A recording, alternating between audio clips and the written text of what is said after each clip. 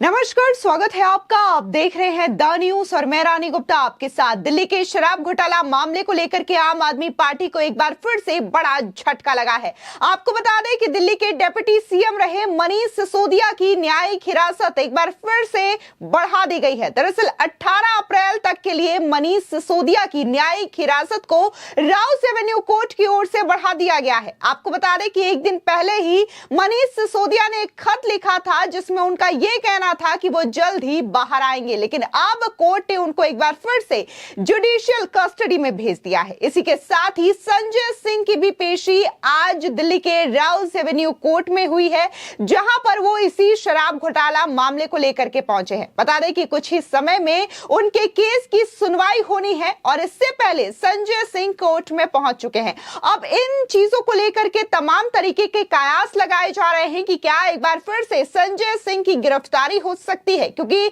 जिन शर्तों के साथ उन्हें जमानत दी गई थी उन्होंने सीधे तौर पर कोर्ट की शर्तों की अवमानना की है। उन्हें यह कहा गया था कि वो शराब घोटाला मामले को लेकर के किसी भी तरीके की बयानबाजी नहीं करेंगे, ना ही अपने प्लेटफॉर्म पे और ना ही किसी मीडिया प्लेटफॉर्म पे, लेकिन उन्होंने इन तमाम शर्तों को तोड़ा है और वो कल अलग अलग न्यूज चैनल्स के माध्यम से इंटरव्यू करते हुए नजर आ रहे थे और सबसे पहले उन्होंने आम आदमी पार्टी के सोशल मीडिया साइट से एक प्रेस कॉन्फ्रेंस भी किया, जिसको लेकर के उन्होंने ये तमाम जो चीजें की हैं। अब लोग जो है कयास लगाए जा रहे हैं कि क्या एक बार फिर से कोर्ट की अवमानना करने के आरोप में संजय सिंह की गिरफ्तारी होगी। आपको बता दें, दरअसल दिल्ली के पूर्व डिप्टी सीएम और आम आदमी पार्टी के नेता मनीष सिसोदिया को दिल्ली की राउस एवेन्यू कोर्ट में आज पेश किया गया और इसी के साथ ही कोर्ट आज उनकी जमानत याचिका पर सुनवाई कर रही थी, जिसके बाद कोर्ट ने उन्हें 18 अप्रैल तक की न्यायिक हिरासत में भेज दिया है। वहीं दूसरी ओर इस पूरे मामले को लेकर के एक बार फिर से बीजेपी जो है हमलावर नजर आ रही है। दिल्ली बीजेपी अध्यक्ष वीरेंद्र सचदेवा का कहना है कि शराब घोटाले में कई परतें परत दर परत खुल रही है। जब सीबीआई के कविता से पूछताछ करेगी तो मुझे लगता है कि कई बातें सामने आएगी और कई चेहरे बेनकाब होंगे। इसी के साथ ही जब उनसे यह पूछा गया कि क्या संजय सिंह ने कोर्ट की शर्तों का अवमानना किया है, जिसके जवाब में उन्होंने यह कहा है कि यह माननीय न्यायालय और इसी के साथ ही जांच एजेंसियों का काम है, वो बकायदा तमाम चीजें अपने प्लेटफॉर्म में देख रहे हैं और उसके बाद उसी के अनुरूप कार्रवाई की जाएगी। एक बार सुनिए कि वीरेंद्र सचदेवा क्या कह रहे हैं। देखिए, मैंने कहा शराब घोटाले में लगातार कई परतें खुल रही हैं और सीबीआई की जांच एजेंसी जब इस पूरी पूछताछ करेगी कि कविता से, तो मुझे लगता है और कई राज ऐसे हैं जो खुलेंगे और कई सारे चेहरे और बेनकाब होंगे। संजय सिंह की जो जमानत हुई है, उन्होंने शर्तों का उल्लंघन किया है, ऐसा बीजेपी का कहना है। मुझे लगता है माननीय न्यायालय खुद इसमें देख रहे हैं सारी चीज़ें, क्योंकि सब चीज़ सोशल मीडिया पे है, तो मुझे लगता है वो चीज़ें जांच एजेंसी और माननीय न्यायालय का विषय वो खुद देखेंगे। क्योंकि ये कहा गया था कि जमानत पे आप यहाँ होंगे तो मीडिया के पास आप स्टेटमेंट नहीं दे सकते हैं, लेकिन उन्होंने लगातार उन्हें कई स्टेटमेंट। मैं फिर कहता हूँ कि माननीय न्यायालय और जांच एजेंसी का काम है उन्हें कर। आपको बता दें कि आम आदमी पार्टी से सांसद संजय सिंह 2 दिन पहले कई शर्तों पर 6 महीने बाद जेल से रिहा हुए थे। उन शर्तों में एक शर्त यह भी थी कि उन्हें शराब घोटाला मामले में कोई बयान नहीं देना होगा। हालांकि जेल से निकलते ही उन्होंने अपनी बयानबाजी शुरू कर दी। उन्होंने 5 अप्रैल को एक प्रेस कॉन्फ्रेंस करके शराब घोटाले का सारा ठिकरा भारतीय जनता पार्टी पर फोड़ दिया। संजय सिंह ने अपनी प्रेस कॉन्फ्रेंस में यह दावा किया कि दिल्ली शराब घोटाले में जिन लोगों को आरोपितों के रूप में पकड़ा गया था, उन्होंने जब तक केजरीवाल का नाम नहीं लिया, ईडी ने उनके बयान को भरोसे लायक ही नहीं माना, लेकिन जैसे ही उन्होंने अरविंद केजरीवाल का नाम ले लिया, उस बयान को मान लिया जाता है। संजय सिंह के मुताबिक ऐसे ही लोगों के बयान के आधार पर केजरीवाल को गिरफ्तार किया गया। आगे संजय सिंह ने यह दावा किया कि बीजेपी नेता मंगुटा रेड्डी और उसके बेटे राघव मंगुटा इसमें शामिल हैं। उन्होंने दबाव में अरविंद केजरीवाल के खिलाफ बयान दिया है। इनके 9 बयानों में कहीं कुछ नहीं था, जबकि 10वें बयान में अरविंद केजरीवाल का नाम सामने आता है। आपको बता दें कि आम आदमी पार्टी के नेता संजय सिंह द्वारा प्रेस कॉन्फ्रेंस किए जाने पर या उनमें जो उन्होंने किसी नेता पर इल्जाम लगाया है, उसकी चर्चा से ज्यादा इस बात पर चर्चा हो रही है कि आखिर उन्होंने जेल से रिहा होने के बाद यह बयान कैसे दे दिया। वॉइस ऑफ असम ने अपने ट्वीट में संजय सिंह की प्रेस कॉन्फ्रेंस की क्लिप को शेयर करते हुए लिखा देखा कि संजय सिंह खुलेआम कोर्ट के ऑर्डर की अवहेलना कर रहे हैं। ऐसा करके ये सिर्फ अपना पक्ष कमजोर कर रहे हैं। क्या ऐसी हरकत करने पर इनकी बेल कैंसिल नहीं होनी चाहिए? इसी तरीके से अन्य ट्विटर यूजर भी ईडी को टैग करते हुए ये सवाल पूछते हैं कि संजय सिंह ने सिर्फ अपनी बेल की शर्तों का उल्लंघन किया, अगर अब आप इन्हें गिरफ्तार नहीं करते तो हमें मानना होगा कि ये आपके मुखबिर है।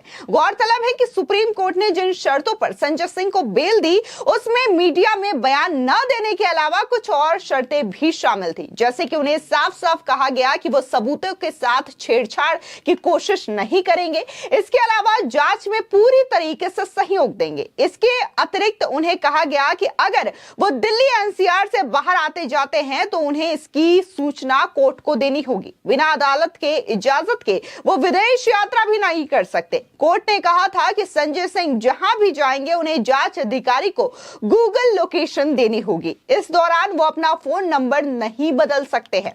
आम आदमी पार्टी के राज्यसभा सांसद संजय सिंह 6 महीने बाद 3 अप्रैल को रात करीब 8:15 बजे तिहाड़ जेल से जमानत पर रिहा हुए थे।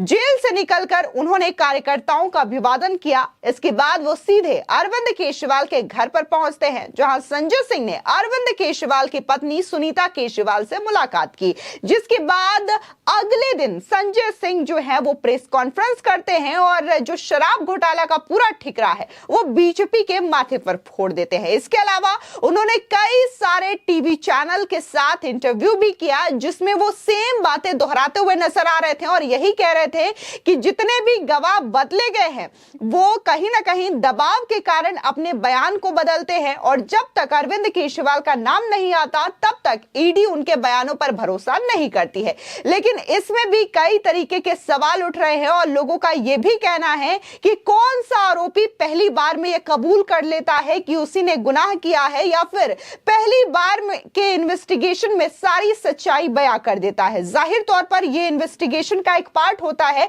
जहां पर कई सारे फेरबदल के बाद गवाह हो, आरोपी हो या फिर कोई भी जो लोग होते हैं वो कई सारे इन्वेस्टिगेशन पार्ट होने के बाद ही अपने गुनाह को कबूल करते हैं। तो इन तरीके से भी कई सारे दावे किए जा रहे हैं, लेकिन साफ तौर से अगर देखा जाए तो आज संजय सिंह जो हैं वो राउस एवेन्यू कोर्ट में पहुंच चुके हैं। आज उनकी पेशी है और इसी के साथ ही कई तरीके से लोग ये अनुमान लगा रहे हैं कि क्या एक बार फिर से शराब घोटाला मामले को लेकर के या फिर कोर्ट की शर्तों की जिस तरीके से अवमानना संजय सिंह की ओर से की गई है कि क्या अब इस मामले में संजय सिंह की दोबारा गिरफ्तारी हो सकती है।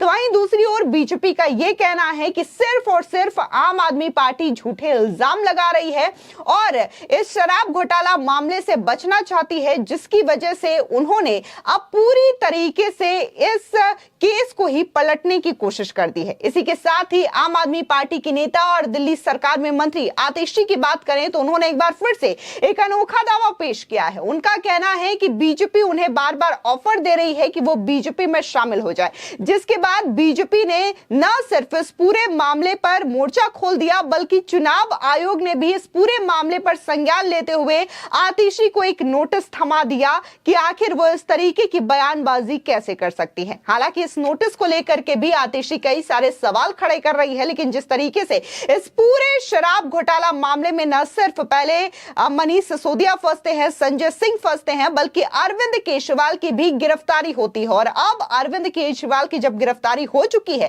तब कई सारी पूछताछ हो रही है और इसी पूछताछ के दौरान अरविंद केजरीवाल ने ईडी को एक बयान में यह भी बताया कि कैसे जो विजय नायर है, जो कि इस पूरे साउथ कैटल और दिल्ली कैटल के लिए काम करता था, जो भी रिपोर्ट का आदान प्रदान होता था वो अरविंद केजरीवाल को नहीं बल्कि आतिशी और सौरभ भारद्वाज को सौंपा जाता था। ऐसे में अब यह भी अनुमान लगाया जा रहा है कि क्या अरविंद केजरीवाल के बाद आतिशी और सौरभ भारद्वाज का भी नंबर आएगा जेल जाने का। फिलहाल इस पूरे मामले को लेकर के आपकी क्या राय है, हमारे कमेंट सेक्शन में जरूर बताएं। धन्यवाद।